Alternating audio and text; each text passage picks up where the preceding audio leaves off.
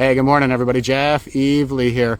Well, I posted a video there yesterday. A guy named Luke on Instagram was questioning the reporting on the size of the area burned at the Susie's Lake fire, and it did not take long for the internet to deliver. A buddy of mine sent me a link to some drone footage that showed there's absolutely no reason to be suspicious about the reporting on the size of the area burned at Susie's Lake whatsoever. However, what I did say is that Luke is not exactly wrong for being suspicious in general, and I was talking to Peter McIsaac there last Friday on another podcast.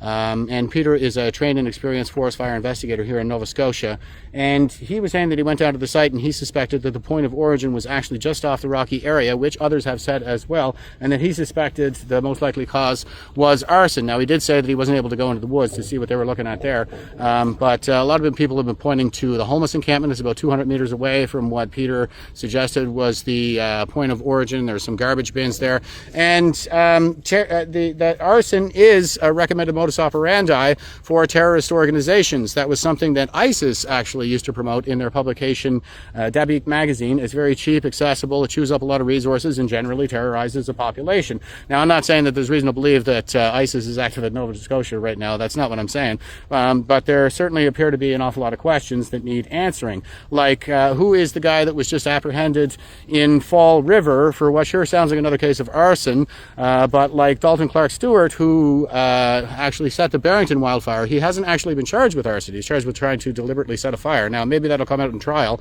I'm not exactly sure.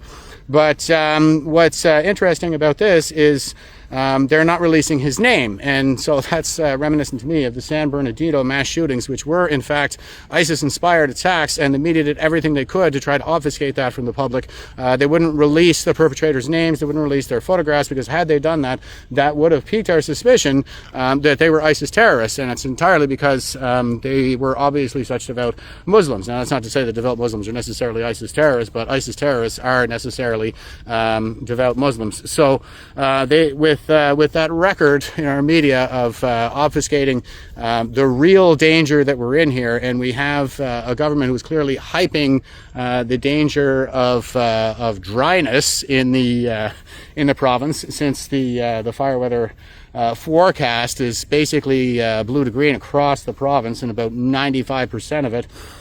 So it seems like we're in this situation that Solzhenitsyn described in the Gulag Archipelago, where they're lying, we know they're lying, they know we know they're lying, and we continue to pretend to believe the lies. So that's about where we are right now, and I think we need some real answers this time around. Otherwise, the public trust, as we can see, is just going to crumble.